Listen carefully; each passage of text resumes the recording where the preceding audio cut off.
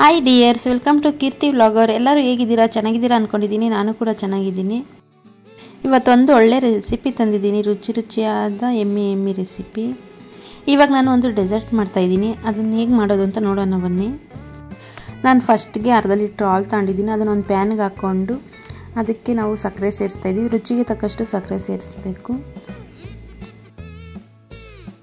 ಆಮೇಲೆ ನಾನು custard powder ತಗೊಂಡಿದ್ದೀನಿ. ಕಸ್ಟರ್ಡ್ ಪೌಡ್ರು 2 ರಿಂದ 3 ಚಮಚ ಹಾಕ್ಕೋಬೇಕು. ಹಾಕ್ಕೊಂಡು ಅದು ಗಂಟು ಇಲ್ದಂಗೆ ನಾವು ಚೆನ್ನಾಗಿ ತಿರುಗಬೇಕು. ಗಂಟು ಇರಬಾರ್ದು ಸ್ವಲ್ಪನೂ.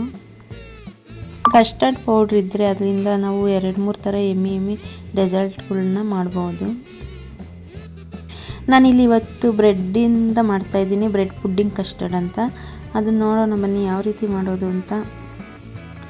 ನಾನು ಹಾಲಿಗೆ ಕಸ್ಟರ್ಡ್ ಪೌಡ್ರ್ ಹಾಕ್ಕೊಂಡು ಗಟ್ಟಿಲ್ದಂಗೆ ಕಲಸಿ ಇಟ್ಕೊಂಡಿದ್ದೀನಿ. ಅದನ್ನ ಇವಾಗ ಗ್ಯಾಸ್ ಹಚ್ಚಿ ಒಂದು ಗ್ಯಾಸ್ ಮೇಲೆ ಇಡೋಣ. ಅದು ಗಟ್ಟಿ ಆಗೋವರೆಗೂ ಕಡಿಮೆ ಉರಿಯಲ್ಲಿ ತಿರುಗ್ತಾ ಇರಬೇಕು. ಈ ರೀತಿ ಮಕ್ಕಳಿಗೆ ದೊಡ್ಡವ್ರಿಗೆ ಎಲ್ಲರಿಗೂ ಮಾಡಿಕೊಟ್ರು ತುಂಬ ಇಷ್ಟಪಟ್ಟು ತಿಂತಾರೆ. ತುಂಬ ಚೆನ್ನಾಗಿರುತ್ತೆ. ಇದೊಂಥರ ಸ್ವೀಟ್ ರೆಸಿಪಿ. ನೀವಿಲ್ಲಿ ನೋಡ್ತಾ ಇರ್ಬೋದು, ಇದು ಗಟ್ಟಿ ಆಗ್ತಾ ಇದೆ. ಇದು ಗಟ್ಟಿ ಆದಮೇಲೆ ನಾವು ಒಂದು ಸ್ವಲ್ಪ ಕೂಲ್ ಆಗಕ್ಕೆ ಬಿಡಬೇಕು ಇದನ್ನು. ನಾನಿಲ್ಲಿ ಸ್ವೀಟ್ ಬ್ರೆಡ್ ತಗೊಂಡಿದ್ದೀನಿ. ಬ್ರೆಡ್ನ ನಾವು ಎಡ್ಜಸ್ನೆಲ್ಲ ಕಟ್ ಮಾಡಿ ಇಟ್ಕೋಬೇಕು.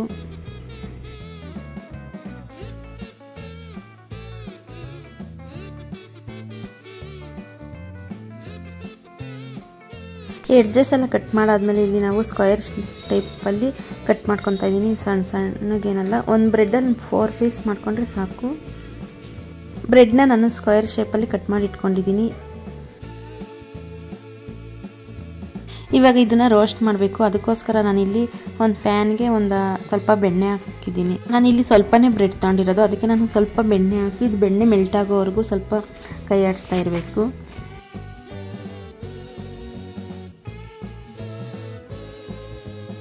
ಬೆಣ್ಣೆ ಎಲ್ಲ ಮೆಲ್ಟ್ ಆಗಿದೆ. ಇವಾಗ ನಾನು ಬ್ರೆಡ್ ಪೀಸ್ ಕಟ್ ಮಾಡಿ ಇಟ್ಕೊಂಡಿದ್ನಲ್ವ, ಅದನ್ನು ಇದಕ್ಕೆ ಹಾಕಿ ಚೆನ್ನಾಗಿ ಬ್ರೌನ್ ಕಲರ್ ಆಗೋವರೆಗೂ ರೋಸ್ಟ್ ಮಾಡಬೇಕು. 2 ಸೈಡನ್ನು ರೋಸ್ಟ್ ಮಾಡಬೇಕು. ಕಡಿಮೆ ಉರಿಯಲ್ಲೇ ರೋಸ್ಟ್ ಮಾಡಬೇಕು ಬ್ರೆಡ್ನ.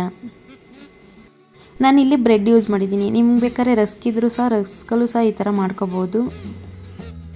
2 ಸೈಡನ್ನು ಇದು ಬ್ರೌನ್ ಕಲರ್ ಆಗೋವರೆಗೂ ರೋಸ್ಟ್ ಮಾಡಬೇಕು. ಇವಾಗ ಇದು ರೆಡಿ ಆಗಿದೆ, ರೋಸ್ಟ್ ಮಾಡಿರೋದು ಬ್ರೆಡ್ಡು. ಒಂದು ಪ್ಲೇಟ್ಗೆ ಟ್ರಾನ್ಸ್ಫರ್ ಮಾಡ್ಕೋಬೇಕು ಇದನ್ನು. ಇವಾಗ ನಾವು ಒಂದು ಬೌಲ್ ತಗೋಬೇಕು. ಆ ಬೌಲ್ಗೆ ನಾವು ಆವಾಗಲೇ ಕಸ್ಟರ್ಡ್ ಮಿಲ್ಕ್ ಮಾಡ್ಕೊಂಡಿದ್ದೋ, ಅದು ಕೂಲ್ ಆಗಿದೆ. ಇದು ಒಂದು ಲೇಯರ್ ಕಸ್ಟರ್ಡ್ ಮಿಲ್ಕ್ ಹಾಕಿ ಮತ್ತೆ ನಾವು ಬ್ರೆಡ್ ರೋಸ್ಟ್ ಮಾಡಿ ಇಟ್ಕೊಂಡಿದ್ದೋ ನೋಡಿ, ಅದನ್ನು ಹಾಕಬೇಕು. ಮತ್ತು ಲೇಯರ್ ಬೈ ಲೇಯರ್ ಹಾಕಬೇಕು. ನಾವು ಇದೇ ಟೈಪಲ್ಲಿ ಫ್ರೂಟ್ಸ್ ಸಹ ಹಾಕಿ ಮಾಡ್ಬೋದು. ಆಪಲ್ಲು, ಆರೆಂಜು, ಗ್ರೇಪ್ಸ್, ದಾಳಿಂಬೆ ಹಣ್ಣು, ಯಾವುದೇ ಹಣ್ಣಿದ್ರೂ ಸಹ ಈ ಥರ ಮಾಡ್ಕೊಂಡು ಮಕ್ಳಿಗೆ ಕೊಟ್ಟರೆ ತುಂಬ ಇಷ್ಟಪಟ್ಟು ತಿಂತಾರೆ. ಮಕ್ಕಳು ಬರೀ ಹಣ್ಣು ತಿನ್ನೋಕ್ಕೆ ಇಷ್ಟಪಡಲಿಲ್ಲ ಅಂದರೆ ಈ ಥರ ಕಸ್ಟರ್ಡ್ ಪೌಡ್ರ್ ಒಂದಿದ್ದರೆ ಸಾಕು, ಈ ರೀತಿ ಮಾಡಿಕೊಡ್ಬೋದು ಮಕ್ಕಳಿಗೆ. ನಾನಿಲ್ಲಿ ರೆಡಿ ಮಾಡ್ಕೊಂಡಿದ್ದೀನಿ. Layer by layer custard milk ಮತ್ತು ಬ್ರೆಡ್ನ ಹಾಕಿ ಇಟ್ಟಿದ್ದೀನಿ. ನಾನಿಲ್ಲಿ ಲಾಸ್ಟಿಗೆ ಡ್ರೈ ಫ್ರೂಟ್ಸ್ ಕಟ್ ಮಾಡಿ ಇಟ್ಕೊಂಡಿದ್ದೆ. ಮನೇಲಿ ಯಾವ ಡ್ರೈ ಫ್ರೂಟ್ಸ್ ಇರುತ್ತೋ ಅದನ್ನು ಲಾಸ್ಟಲ್ಲಿ ಈ ಥರ ಸಣ್ಣ ಸಣ್ಣಗೆ ಕಟ್ ಮಾಡಿ ಈಗ ರುಚಿಯಾದ ಬ್ರೆಡ್ ಪುಡ್ಡಿಂಗ್ ಕಸ್ಟರ್ಡ್ ರೆಡಿಯಾಗಿದೆ.